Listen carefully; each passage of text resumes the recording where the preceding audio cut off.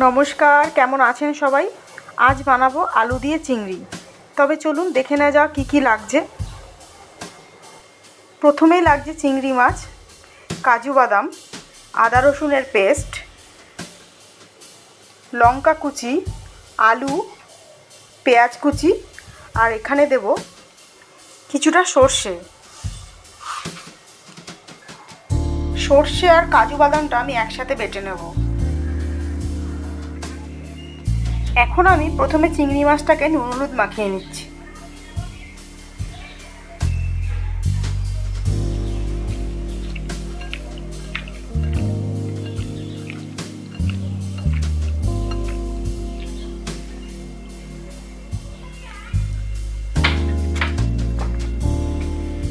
চিংড়ি মাছগুলো ভেজে নেব।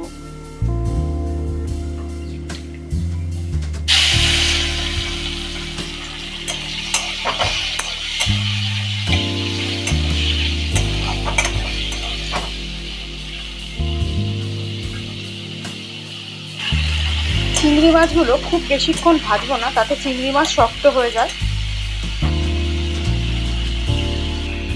চিংড়ি মাছগুলো আমার ভাজা হয়ে গেছে।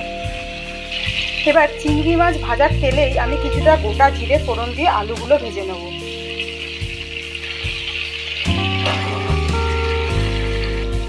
এর মধ্যে দিয়ে দিচ্ছি একটু নুন, হলুদ গুঁড়ো। এবারে আমি আলুগুলোকে একটু লাল লাল করে ভেজে নেব।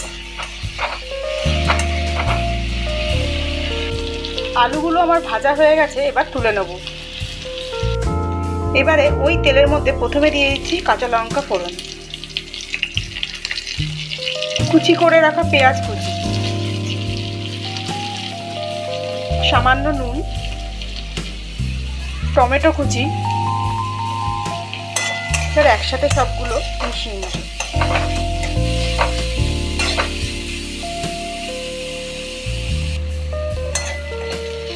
পেঁয়াজ আর টমেটোটা আমাদের নরম হয়ে এসেছে।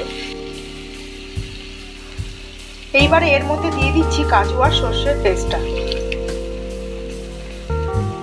সামান্য একটু জিরে গুঁড়ো, আদা রসুন বাটা।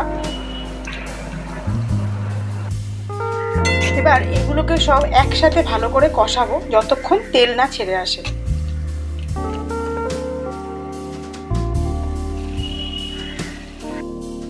মশলাটা কষে গেছে, তেলটাও প্রায় ছেড়ে এসেছে। এবারে আমি এর মধ্যে আলু আর চিংড়িটা ভেজে রেখেছিলাম সেটা দিয়ে দেবো।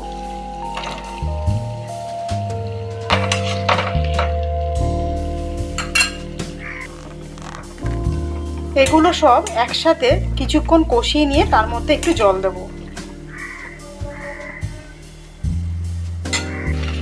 এবারে আমি জলটা দিয়ে দিচ্ছি।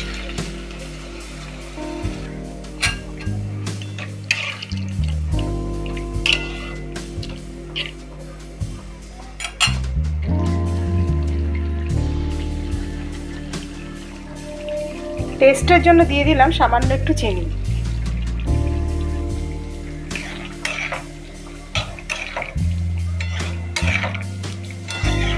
সামান্য গরম মশলার গুঁড়ো।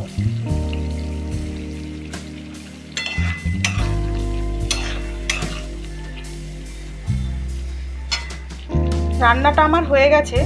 এবার গ্যাসের ফ্লেমটা অফ করে শেষে দিয়ে দিচ্ছি সামান্য একটু ঘি।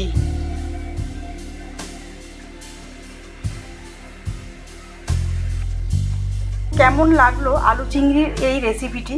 ভালো লাগলে জানাবেন। ভালো থাকবেন, সুস্থ থাকবেন।